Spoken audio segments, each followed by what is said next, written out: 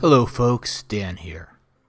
Today I will be reading again from the Collier Junior Classics 1955 edition, Volume 4, Hero Tales, and I will continue reading Finn and Oisin from Celtic legend. So let's go back to the Emerald Isle in the early 9th century and revisit the Fenian cycle, that fascinating period in Irish mythology. We last left Finn McCool having regained the captaincy of the Fianna of Erin.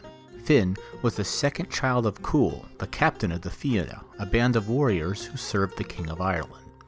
When Cool was killed by Morna at the Battle of Croca, Finn, who was then called Demna, was sent into the woods by his mother, Myrna, to be raised by a druidess. Demna would earn his legendary name, Finn, when he routed a group of young men who were in the company of a great lord of Ireland.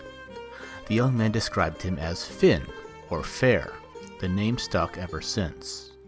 Finn finally reunited with the aging Fianna and, upon producing the treasure bag of Cool, proved that the time was near to reclaim the captaincy of the Fianna. Finn first resolved to learn wisdom with Finnegas, however, and upon eating of the salmon of wisdom, he was finally ready. Finn returned to the Fianna and declared himself to Conn, the King of Ireland, who granted him a place in the Fianna. Later, Finn learned of a terrible goblin who had been terrorizing the countryside with the aid of a magical harp. Finn proposed that if he could prove that he had slain this foul creature, that he be made captain of the Fianna. Conn agreed. It was Fiacha, an old friend of Finn's father Cool, that provided the means for Finn to triumph. Fiacha granted Finn a mighty magical spear and the knowledge of how to use it to overcome the goblin. Finn did so and was granted the captaincy of the Fianna of Erin. And now, Finn and Oisin, Part 3. The Birth of Oisin.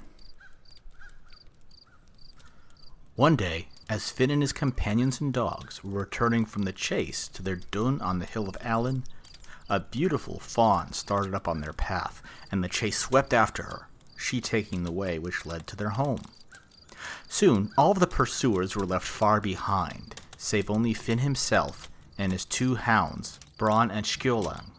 Now, these hounds were of a strange breed, for Tyrin, sister of Myrna, the mother of Finn, had been changed into a hound by the enchantment of a woman of the fairy folk, who loved Tyrin's husband Ulan, and the two hounds of Finn were the children of Tyrin, born to her in that shape. Of all the hounds in Ireland, they were the best, and Finn loved them much, so that it was said he wept but twice in his life, and once was for the death of Bron. At last, as the chase went on down a valley side, Finn saw the fawn stop and lie down, while the two hounds began to play round her and to lick her face and limbs. So he gave commandment that none should hurt her, and she followed them to the dun of Allen, playing with the hounds as she went. The same night, Finn awoke and saw standing by his bed the fairest woman his eyes had ever beheld. "I am Saba, O Finn," she said, "and I was the fawn ye chased today, because I would not give my love to the druid of the fairy folk, who is named the Dark. He put that shape upon me by his sorceries, and I have borne it these 3 years. But a slave of his, pitying me, once revealed to me that if I could win to thy great dun of Allen, O Finn, I should be safe from all enchantments, and my natural shape would come to me again. But I feared to be torn in pieces by thy dogs, or wounded by thy hunters, till at last I let myself be taken by thee alone, and by Bron and Skjolang, who have the nature of man and would do me no hurt." "Have no fear, maiden," said Finn. "We, the Fianna, are free, and our guest friends are free. There is none who shall put compulsion on you here." So Saba dwelt with Finn, and he made her his wife, and so deep was his love for her that neither the battle nor the chase had any delight for him, and for months he never left her side. She also loved him as deeply, and their joy in each other was like that of the immortals in the land of youth. But at last word came to Finn that the warships of the Northmen were in the Bay of Dublin, and he summoned his heroes to the fight. "For," he said to Saba, "the men of Erin give us tribute and hospitality to defend them from the foreigner. and it were shame to take it from them and not to give that to which we, on our side, are pledged. And he called to mind that great saying of Gol Macmorna, when they were once sore bested by a mighty host. A man, said Gol, lives after his life, but not after his honor. 7 days was Finn absent, and he drove the Northmen from the shores of Erin. But on the 8th day he returned, and when he entered his dune he saw trouble in the eyes of his men and of their fair womenfolk. And Saba was not on the rampart expecting his return. So he bade them tell him what had chanced. And they said, Whilst thou, our father and lord, wert afar off smiting the foreigner, and Saba looking ever down the pass for thy return, we saw one day as it were the likeness of thee approaching, and Bronn and Skulong at thy heels. And we seemed also to hear the notes of the Fian hunting call upon the wind. Then Saba hastened to the great gate, and we could not stay her, so eager was she to rush to the phantom. But when she came near, she halted and gave a loud and bitter cry, and the shape of thee smote her with a hazel wand, and lo, there was no woman there any more, but a deer. Then those hounds chased it, and ever as it strove to reach again the gate of Dune, they turned it back. We all now seized what arms we could, and ran out to drive away the enchanter. But when we reached the place, there was nothing to be seen.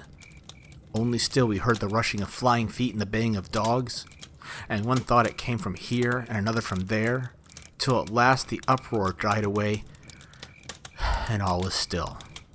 What we could do, O Finn, we did. Saba is gone.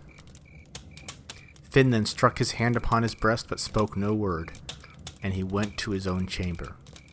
No man saw him for the rest of that day, nor for the day after.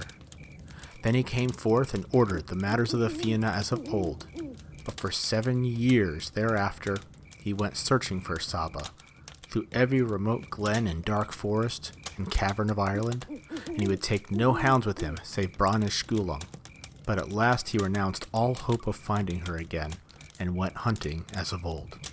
One day, as he was following the chase on Ben Gulban in Sligo, he found the musical bay of the dogs change of a sudden to a fierce growling and yelping, as though they were in combat with some beast. And running hastily up, he and his men beheld, under a great tree, a naked boy with long hair, and around him the hounds struggling to seize him, but Bronn and Skulong fighting with them and keeping them off. And the lad was tall and shapely, and as the heroes gathered round he gazed undauntedly on them, never heeding the rout of dogs at his feet. The Fians beat off the dogs and brought the lad home with them, and Finn was very silent and continually searched the lad's countenance with his eyes. In time, the use of speech came to him, and the story that he told was this. He had known no father and no mother save a gentle hind with whom he lived in a most green and pleasant valley, shut in on every side by towering cliffs that could not be scaled, or by deep chasms in the earth. In the summer he lived on fruits and such like, and in the winter store of provisions was laid for him in a cave. And there came to them sometimes a tall, dark-visaged man, who spoke to his mother, now tenderly and now in loud menace, but she always shrunk away in fear, and the man departed in anger. At last there came a day when the dark man spoke very long with his mother, in all tones of entreaty and of tenderness and of rage, but she would still keep aloof and give no sign save of fear and abhorrence. Then at length the dark man drew near and smote her with a hazel wand, and with that he turned and went his way, but she this time followed him, still looking back at her son and piteously complaining. And he, when he strove to follow, found himself unable to move a limb, and crying out with rage and desolation, he fell to the earth, and his senses left him.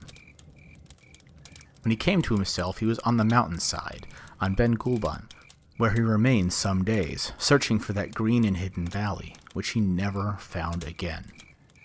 And, after a while, the dogs found him, but of the hind his mother, and of the dark druid, there is no man knows the end. Finn called his name Oisin, and he became a warrior of fame, but far more famous for the songs and tales that he made, so that of all things to this day that are told of the Fianna of Erin, Men are wont to say, "So sang the bard, Oisin, son of Finn." That concludes this reading of Finn and Oisin Part 3, The Birth of Oisin. In our next video, we shall conclude the tales of Finn and Oisin as told in the Collier Junior Classics 1955 edition Volume 4, with Oisin in the Land of Youth. Thank you very much for listening. Stay safe and stay healthy.